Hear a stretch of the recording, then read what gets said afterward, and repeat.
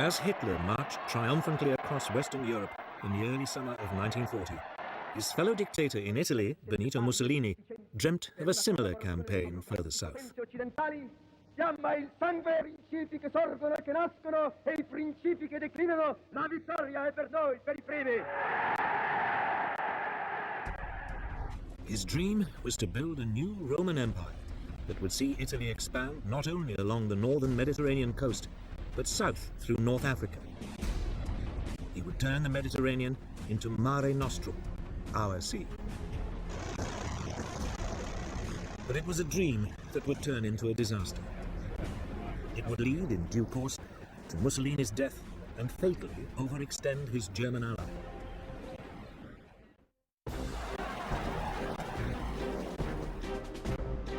At the start of the war, Italy already controlled Libya and Abyssinia, Ethiopia today. Mussolini calculated that if he could take British-controlled Egypt and Sudan, he would be able to create a huge swathe of Italian-controlled territory. It looked like an easy campaign. Italy had 10 times more troops in the region than Britain.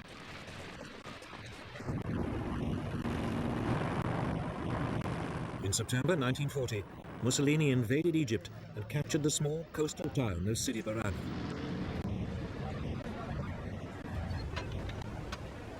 There, the Italians stopped and dug in.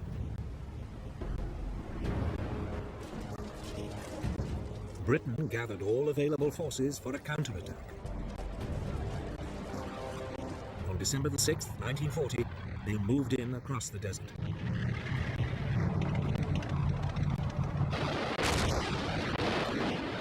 Just 4 days later, they overran the Italian defenses.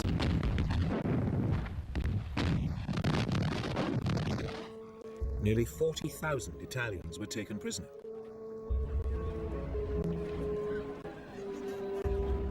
It was the first sign that the Italian army was in poor fighting shape. The remainder of the defeated Italians retreated back across the Libyan border. The British followed in hot pursuit.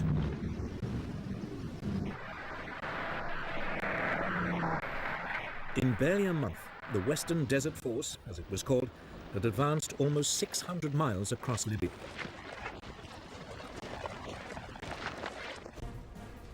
It now paused and dug in at the Libyan coastal town of El Agheila.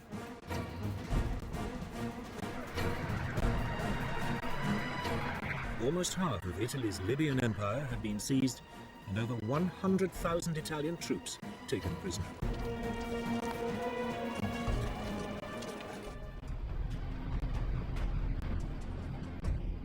Meanwhile, to the south, British forces invaded Italian-controlled Abyssinia.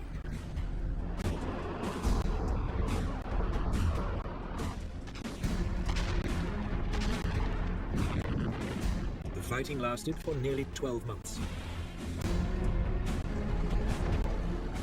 The rugged terrain made communications and transport difficult. But in the end, the Italians were forced to surrender.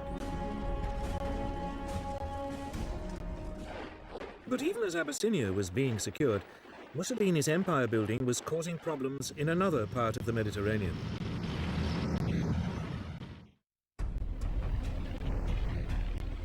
Nearly 2 years earlier, in April 1939, as part of his plan for a new Roman Empire, Mussolini had occupied Albania.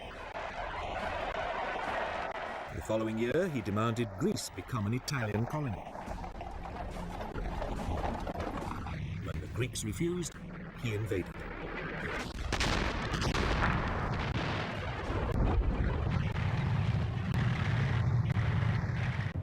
The Greeks were outnumbered more than 2 to 1, but they swiftly turned back the Italian advance.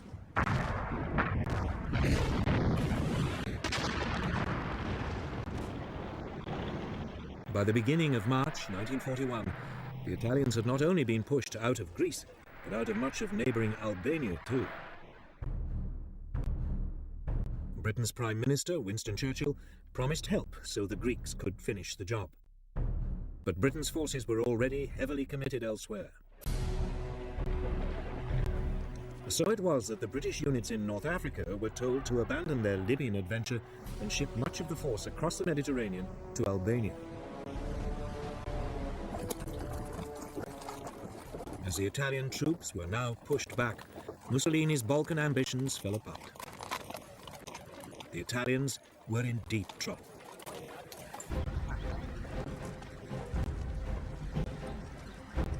It left Hitler with a problem. Should he divert troops from elsewhere in Europe to support his most important European ally, or should he abandon Mussolini to his fate? He decided to help.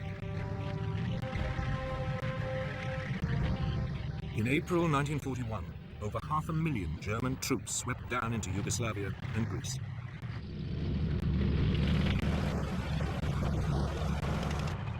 For Germany, it would prove to be the beginning of a fateful entanglement with Mussolini's political dreams. But at first, all went well.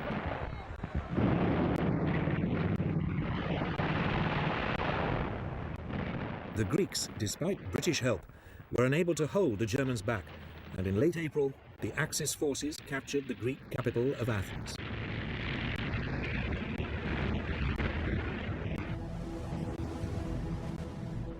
Some 30,000 men were evacuated to the British-controlled island of Crete.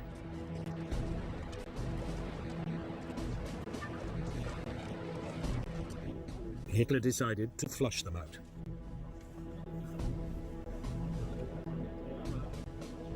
He had at his command some 22,000 parachute and glider-borne troops, backed up by 150 Stuka dive bombers.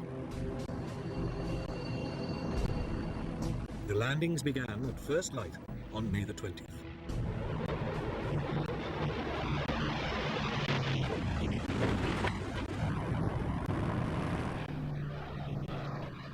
To begin with, they focused on the main airfields. The Allied forces were overstretched. There were incessant German air attacks.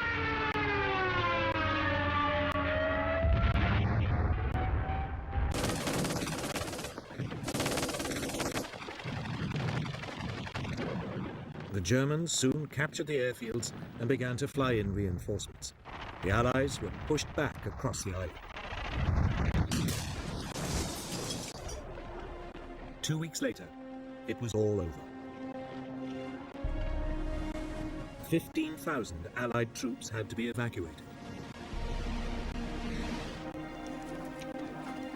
A further 18,000 were taken prisoner.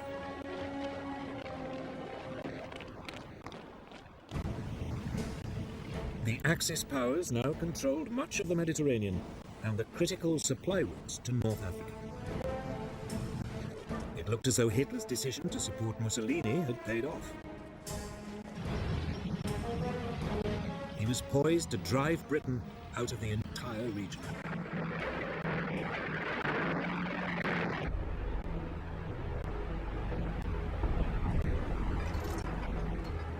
In February 1941, a junior German general arrived at the Libyan port of Tripoli.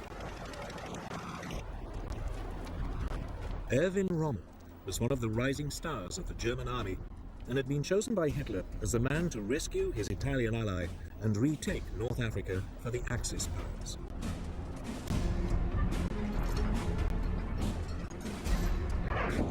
The first units of his Africa Corps were soon landing. Some 16,000 men and over 100 tanks had been diverted from the European front. The Axis forces rapidly outnumbered the British troops, depleted by the war in Greece and Crete.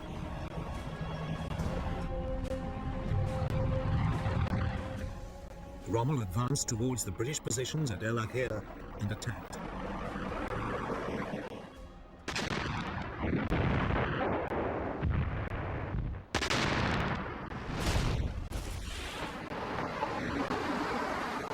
As the British fell back, Rommel pursued them. In a matter of weeks, the Allied soldiers had been pushed all the way back to the Egyptian border. But in the retreat, A division of Australian troops had been cut off by the Germans in the Libyan port of Tobruk. The British commander, Sir Archibald Wavell, now launched 2 successive attempts to relieve them.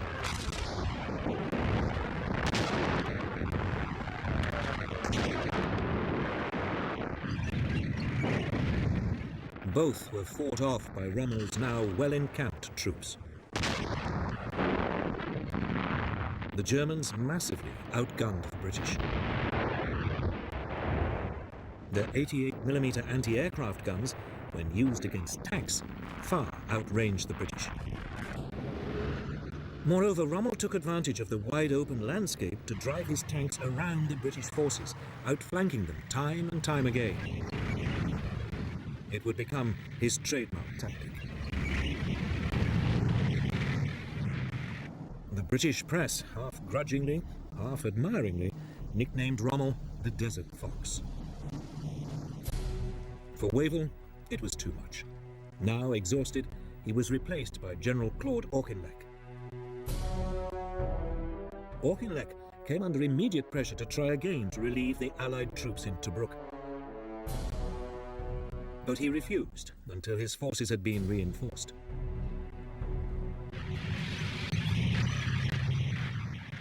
Then, on November the 18th, 1941, he launched a major assault.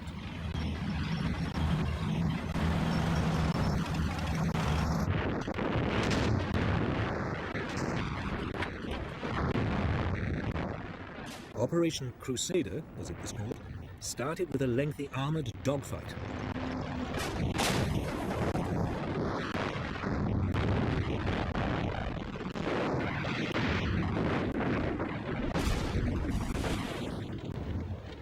Again, the British tanks suffered heavy casualties. But the infantry slowly moved forward. Finally, after a month of confused fighting, Rommel retreated. Tobruk had been relieved. The Axis units fell back along the coast, all the way to their starting point at El Akhela.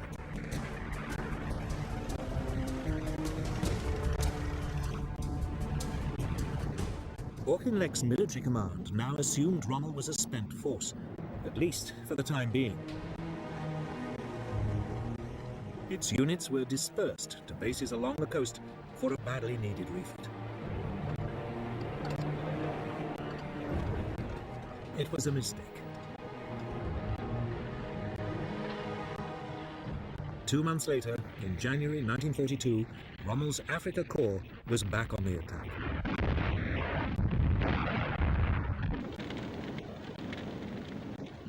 It quickly brushed aside the forward units of a now unprepared British army. The chase along the coast of Africa began all over again.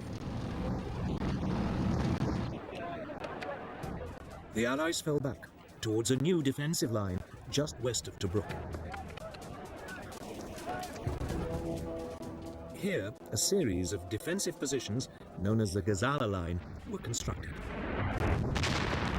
Rommel attacked it at the end of May 1942.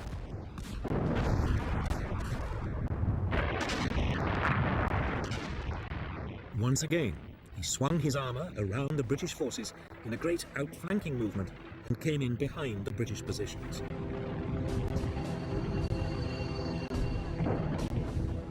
But this time the British were prepared for it and tried in turn to outflank Rommel.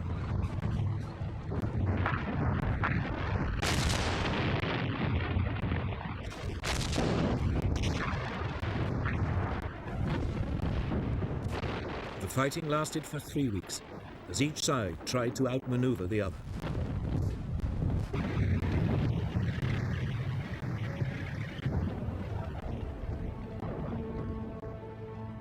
Eventually, the British were forced to retreat.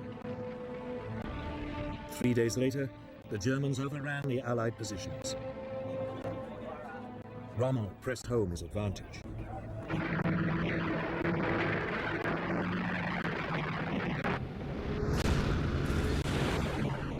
The British withdrawal threatened to become a rout.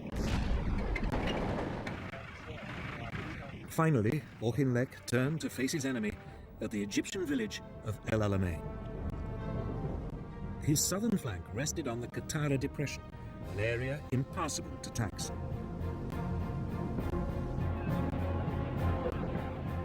On July the 1st, 1942, Rommel attacked again.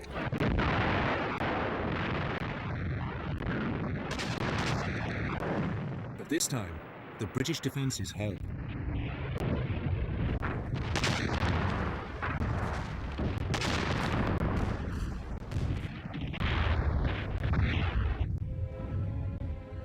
Rommel, with his supply lines stretched and now seriously short of fuel, was forced to give up. Now Auchinleck attempted a counterattack. For the rest of July, the two sides pushed at each other like exhausted boxers.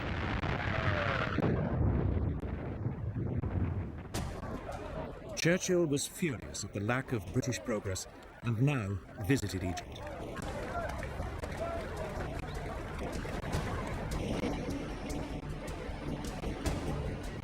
It was time for yet another change of leadership. Auchinleck was replaced by not one, but two generals. General Harold Alexander as Commander-in-Chief Near East, and General Bernard Montgomery as Commander of 8th Army. The British and Axis forces had fought each other to a standstill. There was no clear winner, and the fate of North Africa still hung in the balance. Everything would now depend on whether the British could throttle the Axis supply routes across the Mediterranean.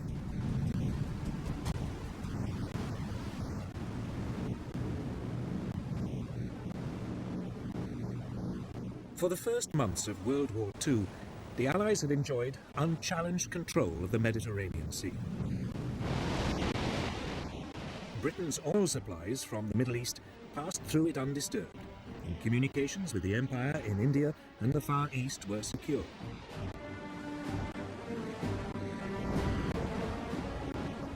Italy's entry into the war changed all that. Its naval fleet was modern and well equipped. The Italians now concentrated their fire on the strategically crucial British-controlled island of Malta. The island was an important refueling base for British submarines and aircraft in the eastern Mediterranean. It had become the centre for Royal Navy attacks on Italian and German supply convoys to North Africa. In summer 1940, Italy bombed it.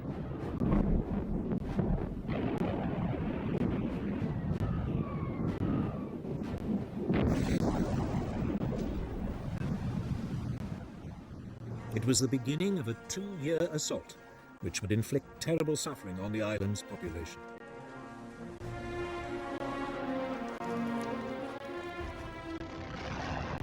Yet for all Malta's strategic significance, Britain was caught on the hop.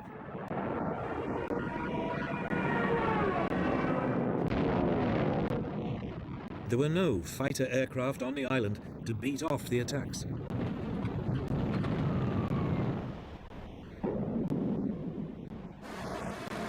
Then, almost by accident, 4 Gladiator fighter biplanes were found in crates on the island. They were hastily assembled.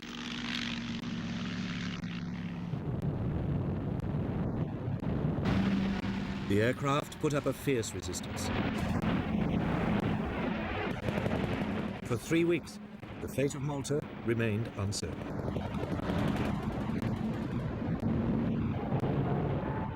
Then, finally, British fighter reinforcements arrived, and the Italian bombers were temporarily beaten off.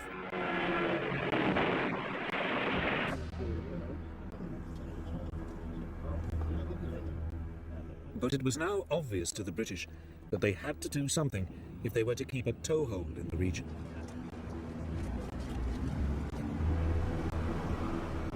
That winter, Britain launched what it hoped would be a knockout blow against the Italian Navy.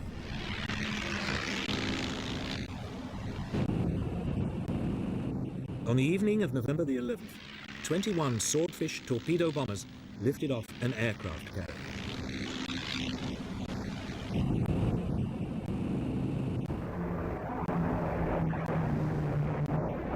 They swept in on the Italian fleet, anchored in its base at Taranto.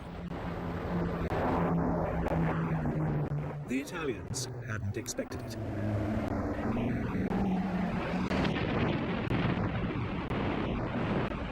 Three of Italy's 6 battleships were crippled. 4 months later, Britain struck again. The Italian fleet was again caught off guard off the coast of Greece.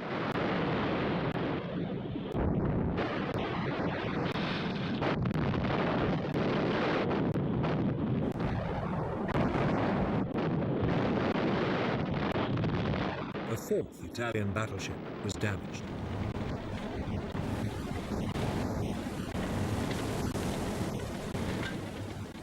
Mussolini's challenge to the British Navy was finished. It was a turning point for Hitler, too. It was now clear that Italy could no longer be depended on to maintain control of the Mediterranean. It meant his supply lines to North Africa were at risk of being cut off. Germany decided to take a direct hand.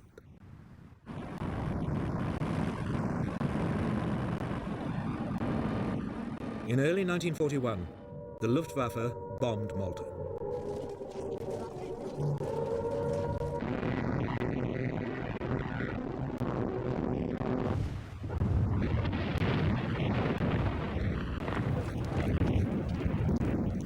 The island took another severe battering.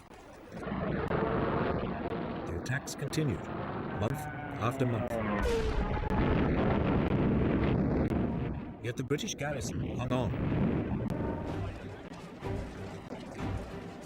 During an interlude in the German bombardment in autumn 1941, it even managed to step up its attacks on the Axis supply convoys to North Africa.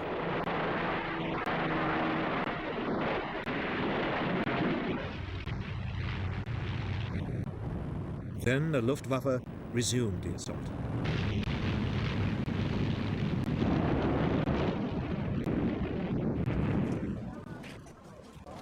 But despite the battering, the people of Malta held on.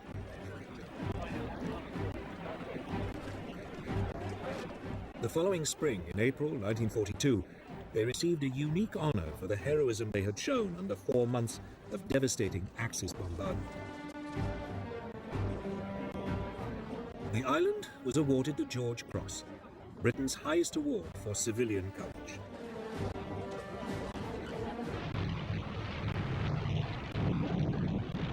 But by the summer of 1942, Malta was running short of supplies and ammunition. In mid-June, the British Navy sent convoys from Gibraltar and Egypt to relieve it.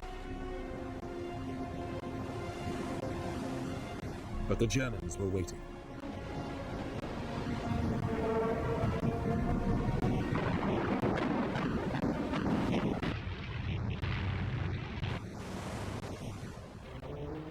Just 2 of the 17 ships got through. The situation on the island was getting desperate. It was time for some decisive action. In August, Britain launched Operation Pedestal, the biggest convoy ever sent to Malta. 14 merchant ships entered the Mediterranean through the Straits of Gibraltar. They were accompanied by a large naval escort. Almost immediately, they ran into German opposition.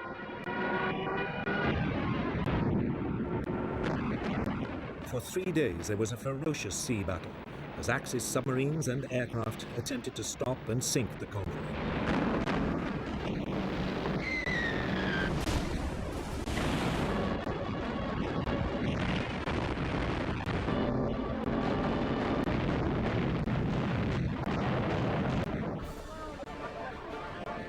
Finally, on the 4th day, 5 of the British merchant ships made it into port.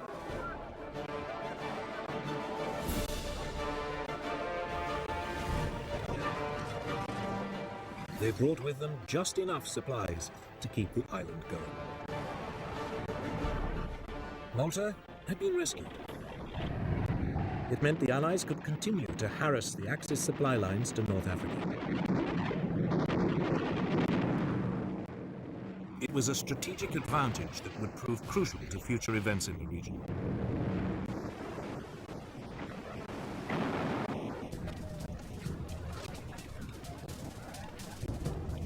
In North Africa, Churchill's orders to his new team, Generals Alexander and Montgomery, were simple: destroy the army commanded by Field Marshal Rommel.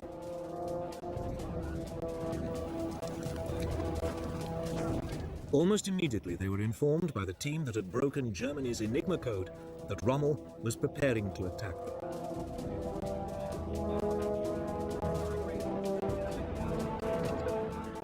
Montgomery assumed the Desert Fox would try another of his outflanking moves and fortified the ridge of Alam Halfa, just to the southeast of El Alamein.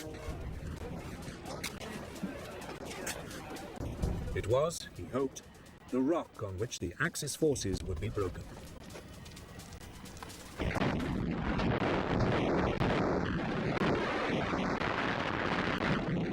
When it came, the fighting lasted for 3 days.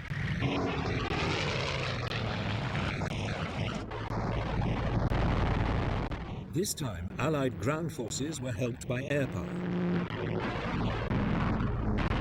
The RAF played havoc with the advancing German tanks. Rommel was forced to give up, and, short of fuel again, he pulled back.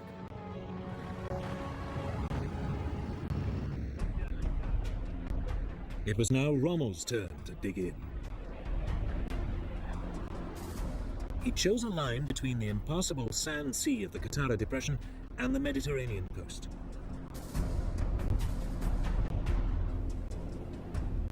Great belts of minefields were covered by artillery.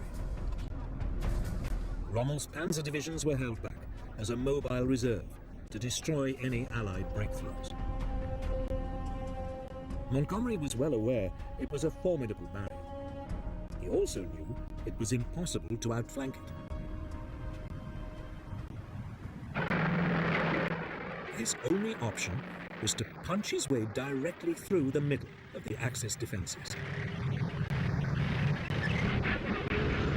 He was helped by a flood of new equipment from the United States, which included the new American Lee and Sherman tanks with 75mm guns. At last, the Allies had a weapon which could match the Germans.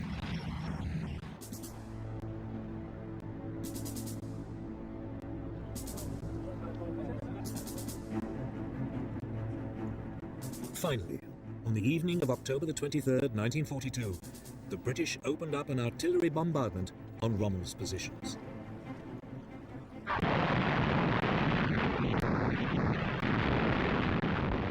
The Battle of El Alamein had begun.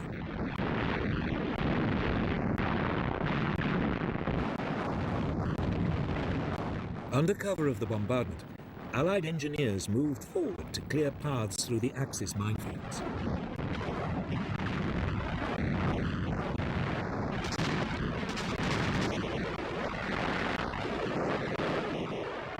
British, Australian, New Zealand and South African divisions fought to drive a hole through Rommel's defences.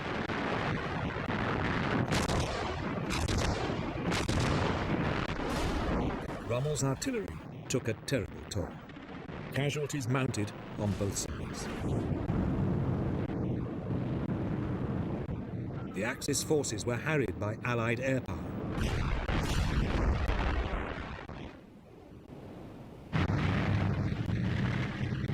Finally, after 10 days of fighting, the Allied forces broke through. The following day, Rommel retreated.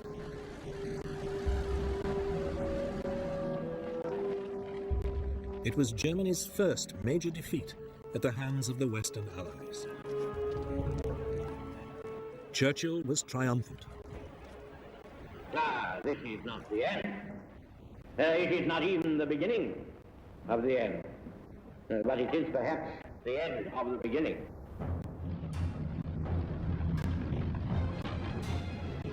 For 2.5 months, Montgomery chased Rommel west along the North African coast towards Tunisia.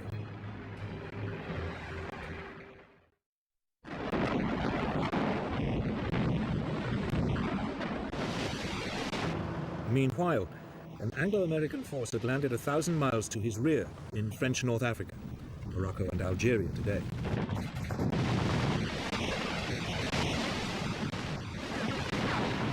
It was codenamed Operation Torch.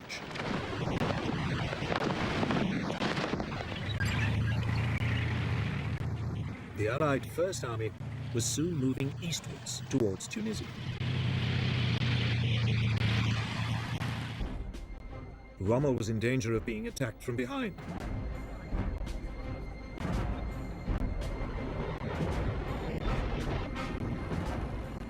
Over the next few days, the Germans flew in tens of thousands of troops from Europe to save Rommel and shore up the German position in North Africa. Finally, in late February 1943, Rommel, reinforced, set up a new defensive line 100 miles inside Tunisia and turned to attack Montgomery's advancing forces.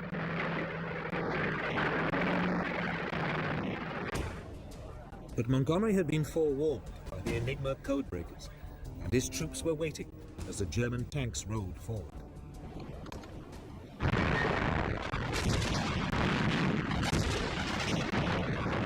British artillery broke up the assault, and the panzers were quickly halted. It was Rommel's last battle in North Africa.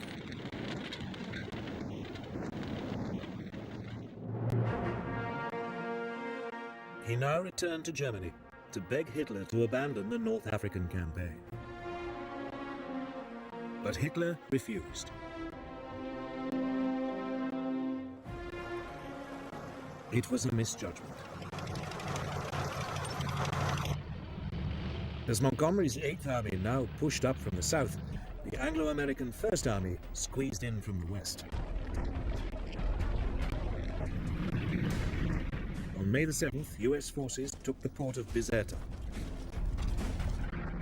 The British 7th Armoured Division, the famous Desert Rats, drove into Tunis.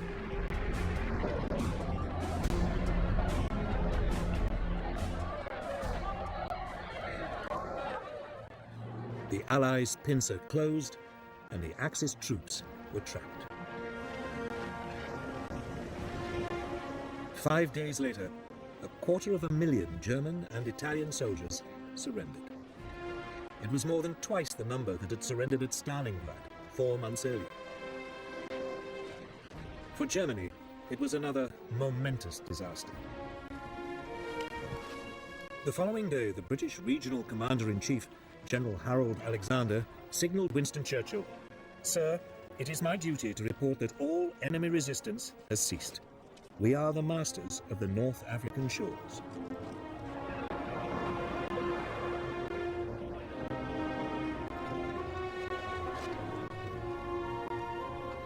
Mussolini's gamble in North Africa had taken a terrible toll on German resources.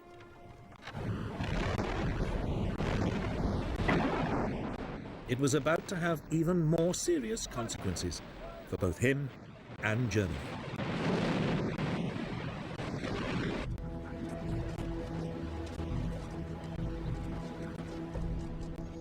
In January 1943, at a conference in the Moroccan city of Casablanca, Churchill and Roosevelt agreed to open a new front on German-dominated Europe. The obvious target was Italy, seriously weakened by its North African failures. The only question was, where should the invasion begin? Should the route go via Sardinia or Sicily? The Allied High Command chose the Sicilian route, but to throw the Germans off the scent, they organized a deception plan.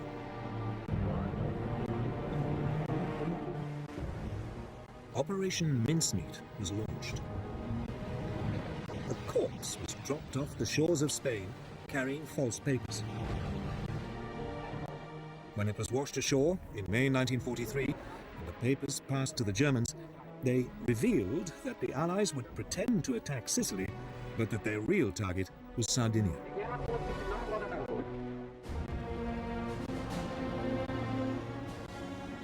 Enigma code breakers soon confirmed the Germans had fallen for it.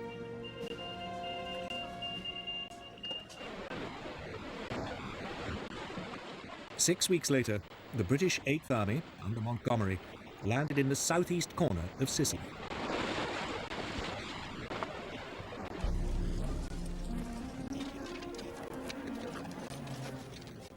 The Italian coastal troops presented few problems.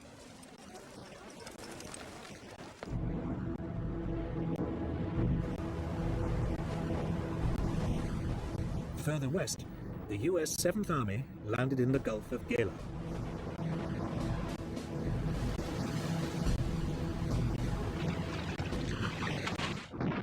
The Italian resistance was again overwhelmed.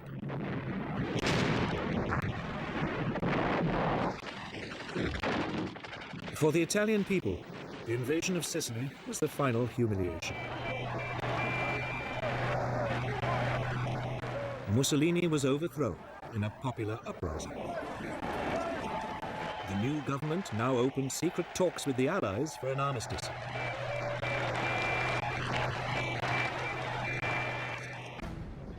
For Hitler, it was another nightmare. He was now forced to pour in yet more scarce resources to protect his southern flank. He told his commanders that even if Italy surrendered, they should fight on.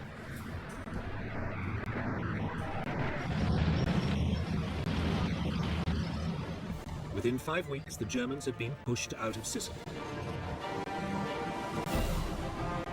The Allies now crossed to the mainland and pushed up through the country.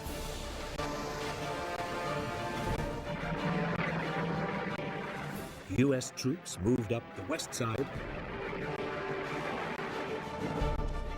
British troops moved up the east. The Germans fought back savagely all the way.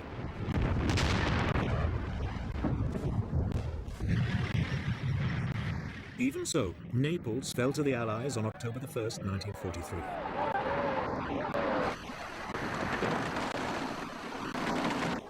But then their progress was slowed by autumn rains and skillful German rearguard attacks.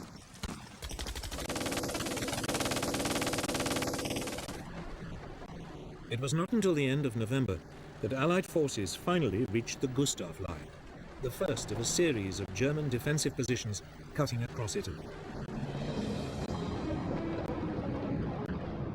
British troops managed to break through at the eastern end of the line, but winter was setting in, and bad weather forced them to halt.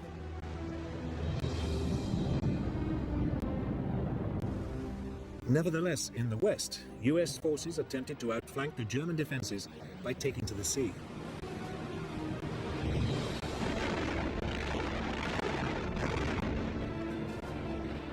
They landed on January the 22nd, 1944, 60 miles to the north at the point of Anzio.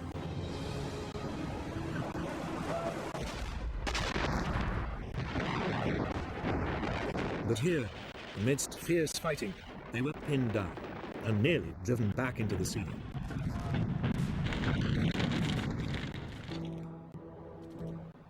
The Americans remained trapped at Anzio for the rest of the winter and into the spring.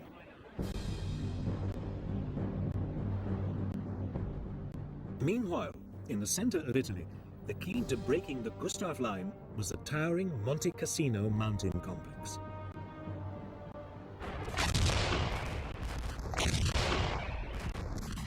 As spring came, there was a series of attempts to capture it.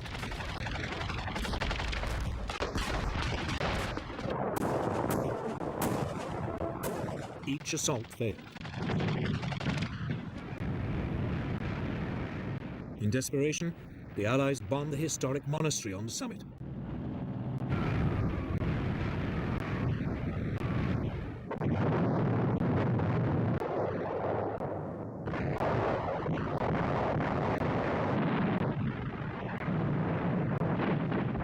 But the Germans hung on.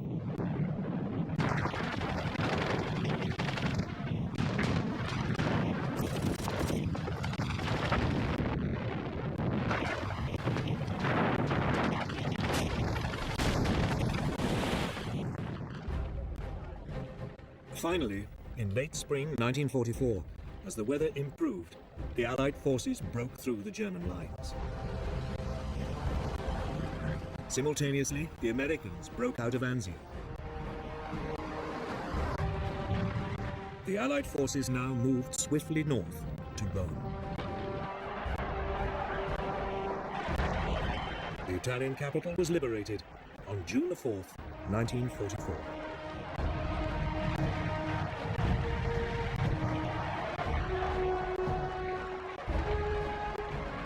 For Hitler, it was another blow. He was now hanging on to Italy by his fingernails. The Allies continued to push north.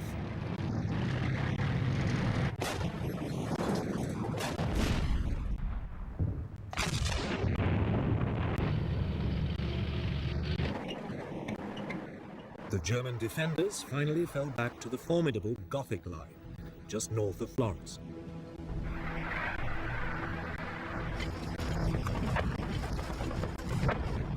Here, bad weather again brought the Allied advance to a halt.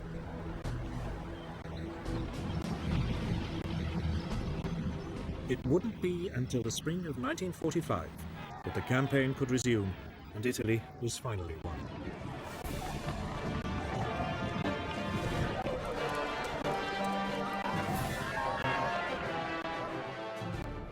By then, the Italians had had enough of Mussolini. He was captured by Italian partisan forces and shot.